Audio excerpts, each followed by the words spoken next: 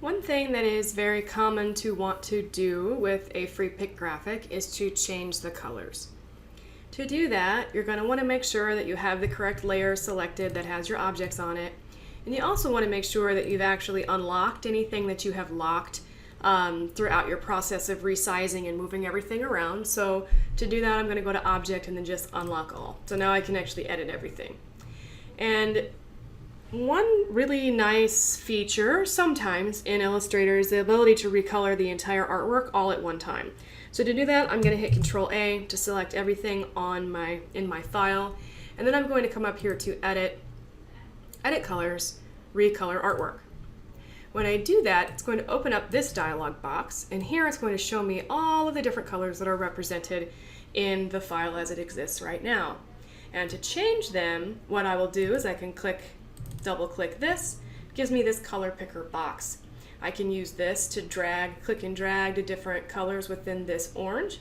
I can use the slider bar to select different parts of the color group here, red, magenta, purple, like blue, cyan, green, etc. I can also use these color picker tools here. So HSB, RGB, this is a hex code, and then CMYK. So RGB is typically used for screens, while CMYK is used for print.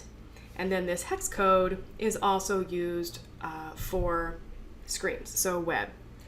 And when you are looking at like color palette pickers, sometimes they will give you all three of these values, and sometimes they'll only give you the one, so RGB, hex, or CMYK. It doesn't matter what you use on this screen to change the colors to, because the actual document itself has a color mode, which is usually by default RGB for free pick files.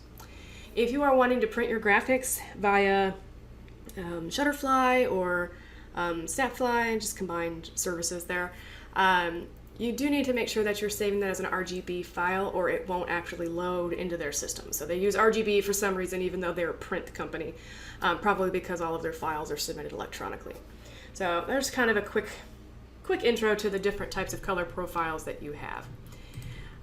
The other thing that you can do here is, if you just want a different shade of orange, you can just come down here to these and then kind of adjust it there. So you can see here in the actual document, let's move this over here so that you can see this. You can see that this is actually like changing colors as I do it. I actually like that red, and it's actually maintaining the gradient as it still exists, which is pretty cool. So if I go to this yellow one here and I make this green, yeah, that was the other half of that gradient color. So red and green is very Christmassy, so I'm actually gonna change that and let's do like a red and pink. And then this next yellow, let's see what color that is. That was the little tips here. I'm gonna make them really red. Now I'm gonna go to the blue and move this stuff around. So you can see that it's changing. So let's say that you really mess it up and you do something that's like quite hideous. It's not bad, but it's not great either.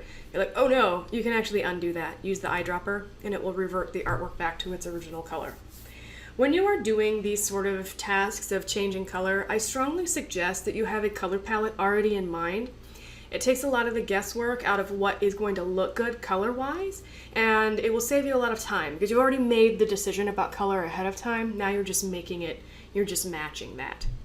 So there's a lot of different colors here, so you'll know kind of how many colors that you have to have, but there are other ways too. If you use a color theme, for example, like, I don't know, this is a terrible color theme. These are built in because these are variations on what is already here. But if those were the colors that you picked using some sort of color resource tool online, and you selected those and you went in and started changing these individual colors to match those, you can actually do variations of that by using this, like the shades, or you can open it up and go back to make it lighter, close enough. So that's different, saturations of the same color. So this Recolor Artwork tool is very helpful. I'm just going to use that, say okay, and so there are my new colors. I didn't have to select everything individually to do that.